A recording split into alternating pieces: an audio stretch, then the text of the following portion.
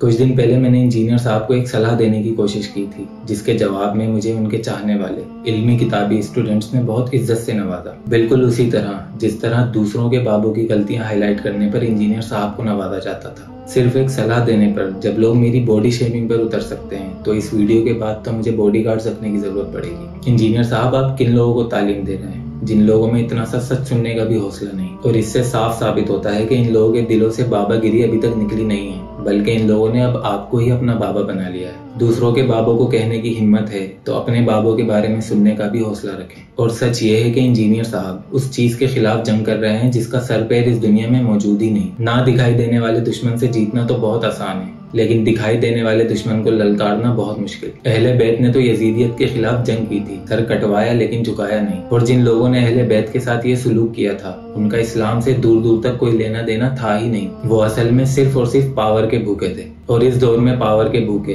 असल फिरौन और नमरूद आपके सामने हैं, लेकिन उनके खिलाफ बोलने की किसी अहले इल्म में हिम्मत नहीं। अगर आज अहले बैत मौजूद होते तो वो यजीद की नस्लों से नहीं, बल्कि इन पॉलिटिशियंस के खिलाफ ऐलान बरात करते, जिनकी वजह से रोज पता नहीं कितने बच्चे भूख और प्यास से दम तोड़ते हैं। क्या आपने इस बारे में कुछ बोला? डॉक्टर्स की खुली हुई जेब, वकीलों और जजों के फटे हुए मुंह, पुलिस वालों के बढ़ते हुए पेट, लोगों के मरते हुए जमीरों के बारे में आपने कुछ बोला? ये डेमोक्रेसी के कीड़े बिलियंस ऑफ डॉलर आईएमएफ से कर्जा लेकर स्विस बैंकों में रखवा चुके हैं। क्या आपने इस बारे में कुछ बोला? या ये आपका डिपार्टमेंट ही नहीं, या आप इस बारे में सिर्फ तभी बात करेंगे जब कोई पॉलिटिशियन अपनी तकरीर में किसी बाबे का जिक्र करेगा? हक बोलने वाला हर मामले में हक और सच बोलता है, वरना हक से मुंह फेरने वाले खामोश लोग तो उस वक्त भी मौजूद थे जब हजरत ईसा अलैहिस्सलाम पर जुल्म किया गया। उस वक्त भी जब फिरौन ने एक दूध पीती बच्ची को खोलते हुए तेल में फेंका। उस वक्त भी जब मेरे नबी सल्लल्लाहु अलैहि वसल्लम के नवासे का सर तन से जुदा कर दिया गया। तुम्हें क्या लगता है ये आजमाइशें सिर्फ उन लोगों के लिए थी?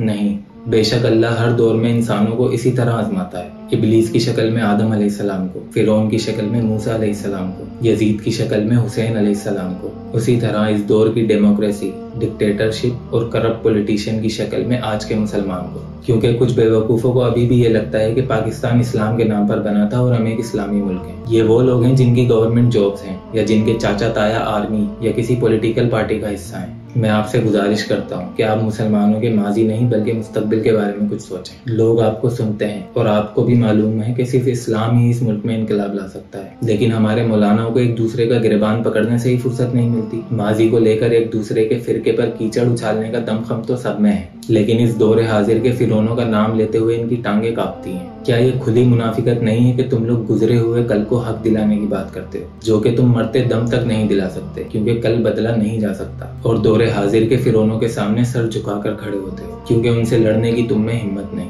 और रही बात इल्म की, तो आपकी नजर में इल्म अहादीस के नंबर्स और कुरान की आयतों से लोगों के मुंह बंद करवाने तक ही महदूद है। काश आपने बाकी अहादीस और कुरान से भी कुछ सीखा होता। तो माफ कीजिएगा, आप मेरे नबी के सिखाए हुए रास्ते पर नहीं हैं। और अगर हमने अभी भी अपना किबला दुरुस्त नहीं किया, तो हमारी औलादों में से ही कोई फ्यूचर में आज के दौर पर हवाई तनकीद कर रहा होगा, लेकिन उस दौर के बातिल से टकराने की हिम्मत उनमें भी नहीं होगी। और इस तरह दीन आहिस्ता आहिस्ता इस दुनिया से उठा लिया जाएगा। Now the damage has been done.